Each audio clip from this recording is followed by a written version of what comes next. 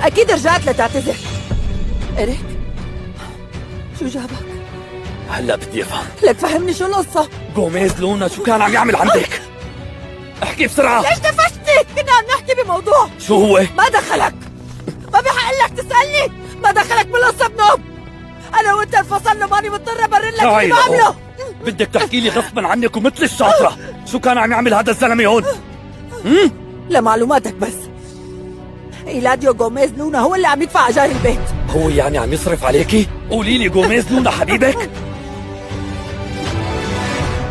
تعرف شغلة؟ كنت كتير مهضوم ولطيف هديك المرة، بس بتمنى ما تكون أخذت موقف من اللي قلته وزعلت. ليكي بلا تصنع ماشي؟ أنا بعرف إنك كنتي قصدك كل كلمة قلتيها وقتها. لا دافيد صدقني، أنا بس كنت خايفة من بابا، بيقتلني إذا عرف إني معك.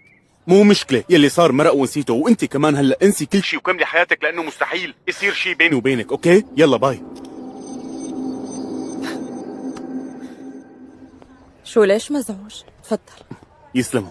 كأنك معصب مو؟ لا ماني معصب، اجاني اتصال، ما في شيء مهم، انسي الموضوع كله تمام.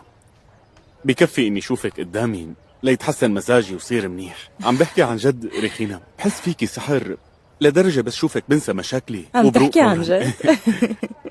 ايه ليكي ريخينا، خليني اسألك سؤال. اسمعي، هلأ في حال كان كل شيء تمام وانا وانتي يعني حبينا بعض، عندك الجرأة تخبري أهلك بعلاقتنا رغم إني من عائلة غوميز لونا؟ جاوبي. لا، غوميز لونا أبدا مو حبيبي، مع إني بتمنى لو يكون هيك. هو عم يدفع لي أجار هذا البيت بسبب العقد اللي بيني وبينه. شو كنت غبية وقت حبيتك. منتصرات، انت بتعرفي انه بحبك كتير، بس بنفس الوقت بتعرفي وضعي. ايه بعرفه، لهيك لو سمحت امشي، روح لعند مرتك وما ترجع لهون. ما رح اروح، وبتعرفي ليش ما رح اروح؟ لانه انت كمان بتحبيني، ولا لا؟ ايه انا بحبك، بس امبارح المساء عرفت انت مين اخترت، لهيك خلص روح. لا، قلت لك ما بدي اروح لاني بحبك. طالع برا، طالع برا. لا ما عاد ترجع لهون، ما عاد بدي اياك بحياتي. اطلع بس أنا لبرا لبرا. ما رح اروح من هون. افتحي الباب، عمل لك افتحي الباب. روح بلا ما اطلب لك الشرطة. مين ما بدك، ولو شو ما عملتي بالنهاية رح ترجعي لي. خير شو في؟ أنا ساكن هون. خليك عم تراقب.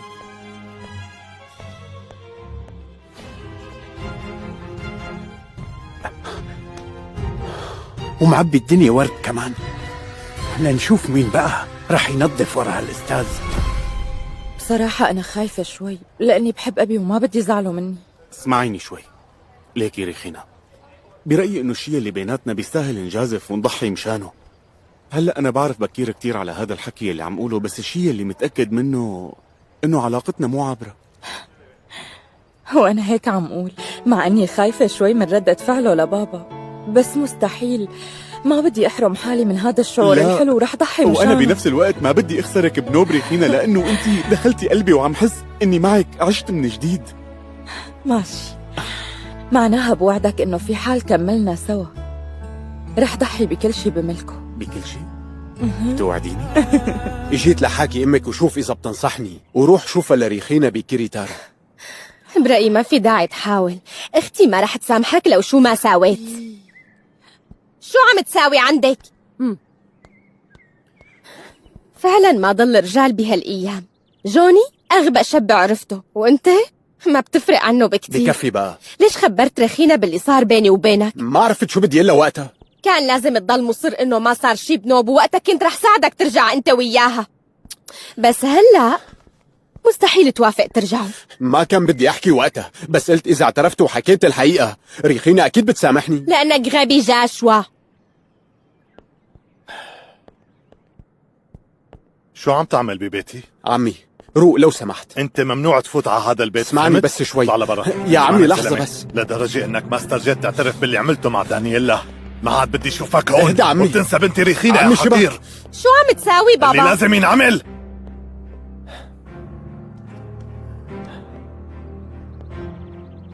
هذا واحد واطي والشي اللي عملته انت وهو جرح لريخينا. ريخينا أساسا ما بتحبه، وإلا كانت هذا سامحته. حكي فاضي. ليكي اللي بيساوي هيك مع أخت خطيبته، إذا صار نصيب وتزوجته تخيلي شو ممكن يعمل معك لبعدين مع الأيام. أنا مستحيل أقدر أأمن له بقى، وما عاد بدي تتعاملوا مع هذا الحقير.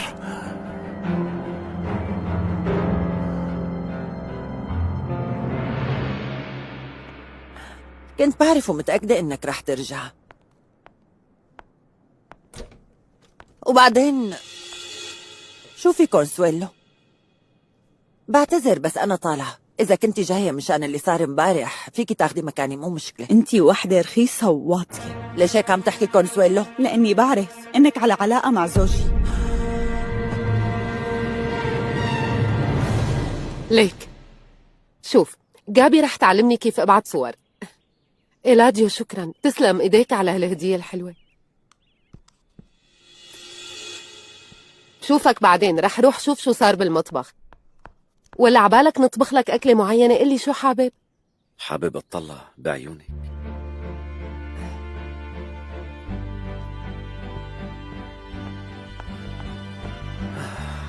صراحة كتير متفاجئ لأنك جبت لها تليفون. وليش لحتى تتفاجئ؟ بعدين انت احسبها، صار فيها تحكي مع دافيد وتطمن عنه، وبنفس الوقت هيك فيني اعرف وينه ومع مين عم تحكي. أستاذي عن جد أنت بتغار لهي الدرجة؟ يلي عملته ما دخلوا بالغيرة ابدا. ايه كلامك صح، بس يعني أحيانا بحس إنك خايف تكون لا طولي تكمل، خلص خراس. انتبه على كلامك ولا تبلش تتجاوز حدودك معي فرانكو. مو مسمح لك ولا تخلط الأمور ببعضها. ايه آسف أستاذي. أنا حسيتك عم تبالغ ومو كتير مهتم بخوليا، لأنه ما بعرف شفتك أنت وعم تحكي مبارح مع مونتي سيرات موريت. ايه كمل. لا ولا شيء، انسى. بس حسيتك معجب فيها أستاذي. تعرف منيح إنه فيك توثق فيني، وحتى لو كان في شيء بينك وبينها أنا ما رح أحكي. شو أنتي مجنونة؟ هالحكي مانو مزبوط. لو سمحتي مونتي سيرات، مفكرة إني ما انتبهت بعرض الأزياء؟ ما حدا كان حاطط من هالعطر غيرك، وكان إيريك كأنه متحمم فيه. عيب عليكي تيجي وتهينيني ببيتي، رغم إني كنت منيحة معك ومحترمة. خلص كل شي واضح.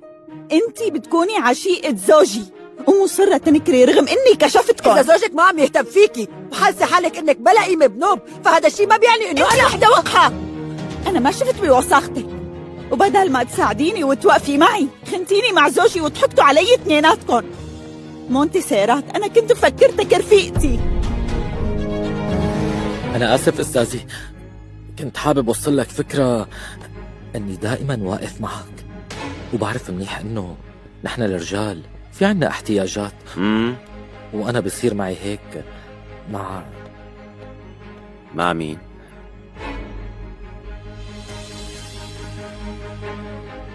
بتمنى ما تكون قصد جابرييل. أستاذي ليك اسمعني القصة إنه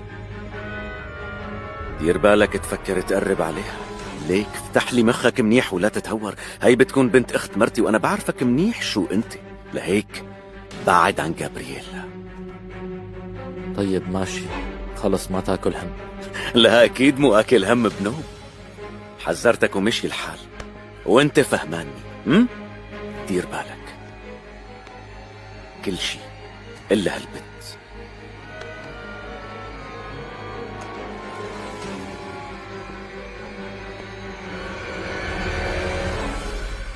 عندك دليل؟ ما عندك مو؟ لكن كيف بتتجرأ تحطيني بهيك موقف؟ لوين كنت ايدك عني. تعي اسمعي شو بدي اقلك. من كل عقلك مفكرة اني رح ضيع وقتي مع واحد متزوج؟ إيريك متغير من قبل، صار يرجع متأخر. قام طلع معك انه عم يخونك معي. وشو بيضمن لي انه ما عم يخونني معك؟ هذا زوجك ولد لهلا بيعتمد على ابوه. صدقيني مستحيل فكر بهيك واحد. ما تواخذيني، أنا كتير مشتتة المشكلة إيريك بده ولد وأنا ما قدرت أحمل منه، وما بعرف شو بدي ساوي، وحاسة بتعرفي شو؟ دوري على السبب اللي مغيره وتصرفي. لو سمحتي في عندي شغل كتير.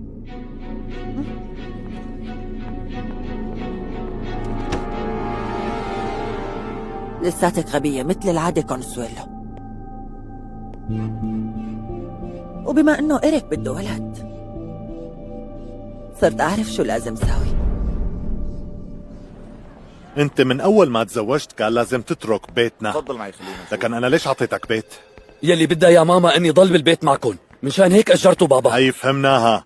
طيب اللي اجار هذا البيت ومصاري شغلك معقولة ما عم تكفيك؟ بابا شبك، انا مصروفي كبير كتير، في عندي هون مصاريف شغل ووجبات عشاء العمل ووجبات الموظفين والمجوهرات. هدول مصاريف شغل مو؟ انا بعرف منيح انه هدول مو لزوجتك. رح اعمل كشف حساب لرصيدك واعرف لشو عم بتخطط. معك حق بابا، انا بعترف اني غلطت وكان لازم اسمع منك من الاول وما اتزوج كونسويلو من انا وصغير، وبرايي انه احسن قرار ممكن ناخده هو الانفصال. بهالبساطة مو؟ الموضوع عندك مثل شربة المي. بعد الزواج الواحد لازم يتحمل مسؤولية قراره، ولازم يكون زلمة وبيعرف يلاقي حلول ويتفاهم مع مرته ويسمع له ويتحمل على طول. بابا التفاهم صعب مع كونسويلو، انا مستوعبها، بس هي صايرة ما بتنطق ومو مبسوط معها. بكفي. مو مبسوط لأنه أنت هيك بدك. مرتك محترمة وأنت اللي اخترتها إيريك، ولازم تتحمل النتائج. وحاليا أنت لازم تفكر بحلول لتقدروا تتجاوزوا مشاكلكم مع بعض بدون أي تدخل لا مني ولا من أمك. مفهوم؟ فرانكو تعال، كونه إيلاديو مو هون خلينا نحكي. ايه ضروري، وانا بتشكرك كتير لانك عم تدعمي علاقتي انا وجابي. هي فرصة لكم لتتعرفوا فيها على بعض، بس يعني لبين ما تقرروا إذا رح تكملوا مع بعضكم أو لا بدي منك تكون جدي لو سمحت. جابرييلا طيبة وبتستاهل كل شي حلو. كلامك مزبوط وما بدي تاكلي هم بنوب. انا مستحيل العب بمشاعرها. طيب طالما هيك فرانكو ليش ما خبرت إيلاديو بعلاقتكم؟ خلص خلي الأمور واضحة. فرانكو تعال فورا، الحاني على المكتب. خبره. ماشي مدام، عن إذنك.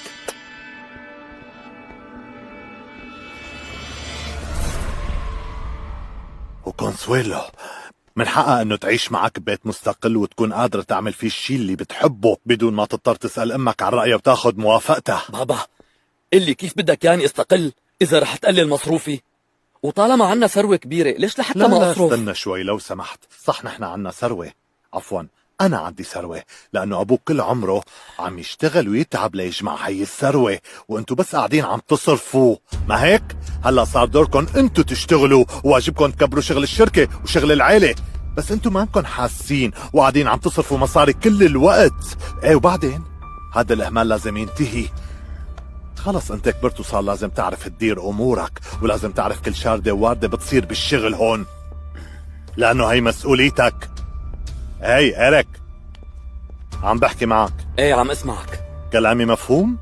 لازم تتحمل المسؤولية وتعرف تحافظ على زواجك. بابا صدقني انا حابب حسن علاقتي مع كونسويلو، بس هي متغيرة كثير، غير انها ما جابت لي ولد. طيب اهدى راجعتوا دكتور شي؟ يعني اكيد في واحد منكم عنده مشكلة معينة. ايه بابا كونسويلو عملت فحوصات، اما انا ما فيني شي بنوب. طالما المشكلة مانا هيك معناتها تمام. لازم تقضي وقت أطول مع زوجتك، وبكفي تصرف على مرة تانية بدل مرتك، شي مجوهرات شي هدايا وتياب، وعطيتها بيت كمان. لا هيك كتير، هالشي مانو معقول. اسمح لا بابا انت عم تبالغ شوي. مرتك أولى بكل هدول.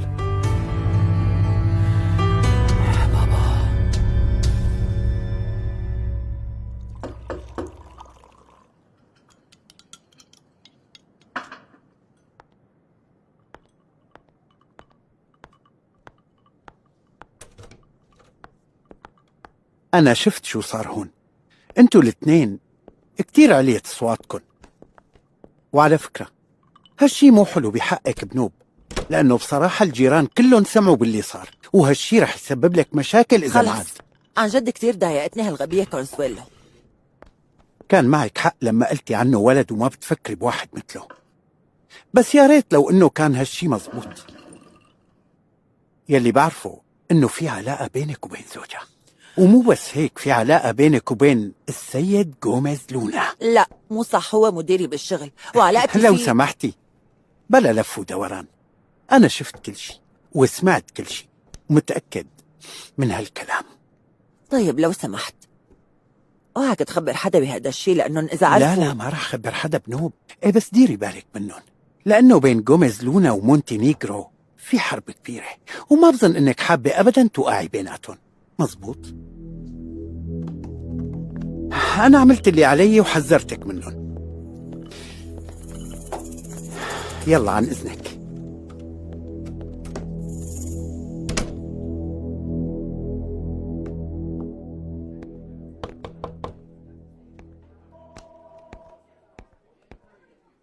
الزلمة اللي قبل يحمل تهمة الرخصة المزورة عم يطالب بمصاريه وبأسرع وقت. وصارت معنا الورق اللي بتطلعنا من الموضوع؟ ايه، هي الوثائق اللي بيعترف فيها انه اخذ هي الرخصة بدون ما يستشيرنا ويرجع لنا بنوب، بالإضافة لباقي الإجراءات القانونية ودفع أتعاب المحامي اللي ساعده ودفع الغرامة، وهيك منكون خلصنا من هذا الموضوع وما عاد حدا بيقدر يوجه لك أي تهمة. ايه ممتاز، أنا رح أعطيه المبلغ كله، بس رح أكتب الشيك باسمك. اسمع مني شو رح تعمل. بتروح على البنك تاخد المصاري وبتسلمه ياهن، وما بدي أي مشاكل. تمام. على سيرة المشاكل، المرة يلي اجت لعندك هداك اليوم جيزيلا؟ ايه هي دخلت من دون إذن لهون، والمصاري يلي عم تعطيها اياهن عم تصرفهم على شغلات فاضية، لهيك قلعتها. شو؟ مين سمح لك؟ مين قال لك تساوي هيك؟ عن جد أنا بعتذر، بس يعني بلكي لما فاتت هي المرة على مكتبك سرقت شي منه. لك أنت ما بتفهم. أنا قلت إني رح ساعدها وأعطيها يلي بتطلبه، ما تتعرض لهي المرة بنوب. نزعت لي مرائي، اطلع واتركني. استاذ القهوة جاهزة. إلدا. نعم استاذ. أنت مفصولة. شو قلت استاذ؟ كلامي واضح؟ كيف بتخلي حدا يدخل على مكتبي بغيابي؟ ما حدا دخل لا بنوب؟ بلا في حدا دخل. جيزيلا كانت هون امبارح ومن دون إذن دخلت على مكتبي. يمكن تكون دخلت لما رحت توصل ورقك لقسم ايه المحاسبة. دائما هيك مثل العادة الحجة تبعك موجودة، بس ما عاد فيني مرق لك، مانك ملتزمة أيوة. بواجبك، ومشان هيك ضبي اغراضك بسرعة وروحي على قسم الموارد، خدي مستحقاتك، وشكرا على القهوة. بس أستاذ. وميسر. يلا انصرفي، ليش لساتك واقفة؟ مع السلامة.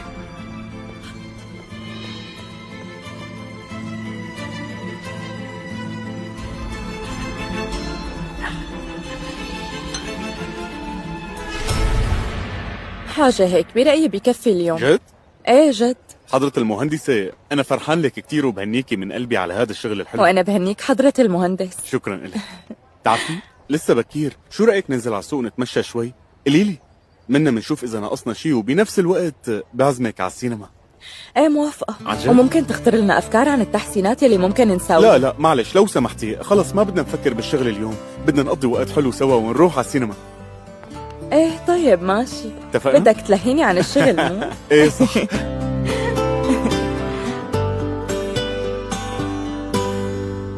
شو طمنيني بين معك شو المشكلة دكتورة؟ ايه طمنينا عنا دكتورة، بتمنى تكون الأخبار حلوة. للأسف الأخبار معنا منيحة بنوب، طلع في عندك ورم بالدماغ. شو دكتورة؟ كيف يعني ورم بالدماغ؟ وقديش نسبة الخطر؟ للأسف الورم موجود بمنطقة حساسة وعلاجه مستحيل. لا قولي غير هالحكي، قولي لي انه في طريقة لحتى اعالج هالورم لو سمحتي، انا ضروري اتعالج من هذا المرض بس كرمال عائلتي. أكيد ماريبيل، انتي رح تطيبي ورح ترجعي أحسن من الأول. يا ريت لو إني بقدر ساعدك بشي، وضعك صعب كتير والعلاج مستحيل. يعني قصدك دكتورة انه انا رح موت؟ للأسف الموضوع مسألة وقت. مستحيل. لا ماريبيل مستحيل. لا بترجاكي يا دكتورة ساعديني، في عندي زوج وبنت صغيرة بحاجتي وما فيني بعد عنهم واتركه. لو كان في شي علاج لهالورم، بس أنا واجبي أقول لك الحقيقة، وللأسف ما بقدر ساعدك بشي تاني. لا قولي ليش قديش بقيان معي وقت لعيش لو سمحتي دكتورة، لو سمحتي.